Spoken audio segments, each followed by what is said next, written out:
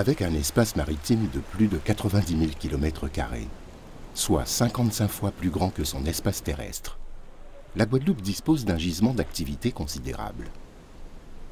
Ce gisement est loin d'être convenablement exploité. Pourtant, d'importants bénéfices en termes de métiers et d'emplois restent à tirer du milieu marin. Pourvu qu'on l'utilise de façon raisonnée et durable, la mer est une vraie ressource, un vrai moyen de développement économique et social. Pour notre territoire insulaire, la Guadeloupe, la mer et le littoral offrent une chance unique.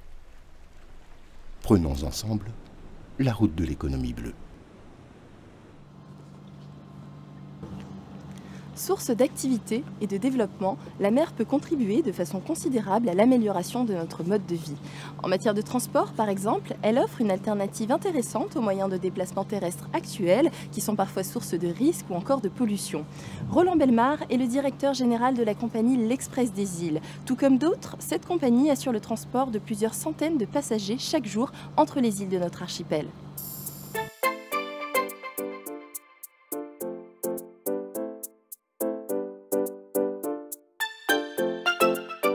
Bonjour Monsieur Bellemare. Bonjour Jennifer. Merci de nous recevoir à bord de la passerelle du bateau. J'aimerais vous poser une première question, c'est de savoir comment se porte le marché du transport maritime actuellement en Guadeloupe. Alors le marché du transport maritime sur la Guadeloupe est un marché mature. C'est un marché donc qui augmente bon an mal an de 1 à 2% depuis une dizaine d'années. Dans le même temps, c'est un marché qui est très sensible au prix. Donc quand on veut le faire gonfler, il s'agit de jouer sur les prix et donc de les réduire. En termes d'emploi, est-ce une activité porteuse? Alors tout à fait, avec toute une variété d'emplois à bord, mais également à terre, pour pouvoir déjà faire naviguer le navire. Donc il nous faut à bord un équipage composé d'officiers, de matelots, d'hôtesses, mais vous avez au sol toute une organisation autour pour la maintenance du navire, des équipes techniques, des chefs mécaniciens, des mécaniciens d'atelier, mais également du personnel commercial ou administratif qui gère l'ensemble de l'activité autour, qui fait venir les passagers notamment à bord. Donc c'est une activité très porteuse visiblement, c'est une activité porteuse, c'est une activité où effectivement il y a encore beaucoup d'emplois à créer à la Guadeloupe. Je m'explique, sur beaucoup d'aspects techniques pour la maintenance de vos navires, nous sommes contraints de faire appel à des sous-traitants qui sont un peu partout dans le monde, et je reste persuadé que l'on pourrait, même si notre marché est petit, arriver à créer des emplois ici qui pourraient être rentabilisés en allant démarcher de la clientèle des îles voisines. On peut très bien avoir une activité qui serve aussi bien des navires de commerce comme les nôtres que les navires de plaisance, et je suis sûr qu'une adresse connue fera venir des plaisanciers de toute la zone, donc permettra de renforcer le marché. D'accord, donc en termes d'avenir, quelles sont les possibilités de développement du transport maritime? Il y a un potentiel dans le transport côtier à la Guadeloupe qui à ce jour n'existe pas, qui consisterait à transporter des personnes d'une ville à l'autre ou d'une commune à l'autre de notre territoire. Merci beaucoup pour cet éclairage, Monsieur Bellemare. Merci à vous, Jennifer. Et puis nous recevons à présent Monsieur Teddy Bernadotte qui va nous parler justement de ce bus des mers.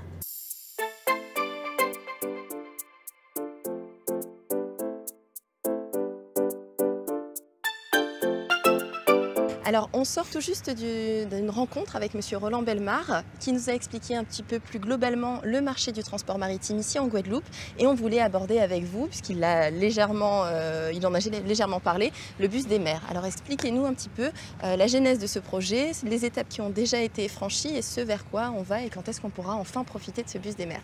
L'idée, c'est d'offrir en intermodalité un autre mode de transport aux Guadeloupéens. Donc c'est une offre nouvelle qui se situera dans un premier temps dans le bassin dans lequel nous nous situons, celui de la concession du domaine portuaire. Donc les premières navettes, puisqu'elles seront deux, de 50 places, qui seront entre l'Anse-Tabarin, l'université, le Mémorial Art, la DARS, ici même, la gare maritime, et qui devrait relier la zone industrielle et commerciale de Jarry. Il faut savoir que c'est une compétence qui est transférée à la région depuis 2017, mais qu'elle exerce aussi avec les EPCI. Donc il y a tout cet aspect juridique. La collectivité fait l'acquisition, mais il y a une commercialisation aussi. Donc il faut préparer toute une phase qui est longue, qui est sur les délégations de services publics et autres. À partir de novembre, la marche à blanc va débuter, c'est-à-dire que les navettes seront en mer, mais il y a toute une phase de sécurisation, une phase d'autorisation qui va tourner durant cette période, mais à partir du dernier trimestre 2018, comme on l'avait annoncé,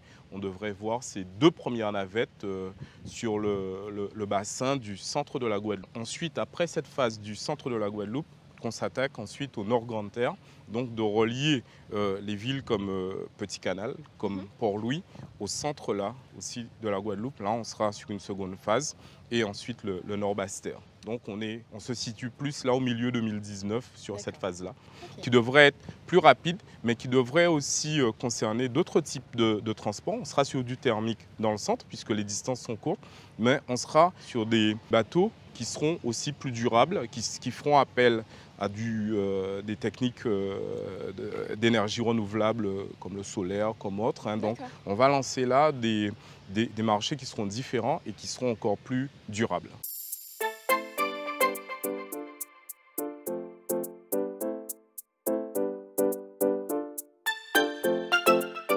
Merci à tous d'avoir suivi votre programme La Route du Bleu. On se retrouve très vite pour une nouvelle thématique.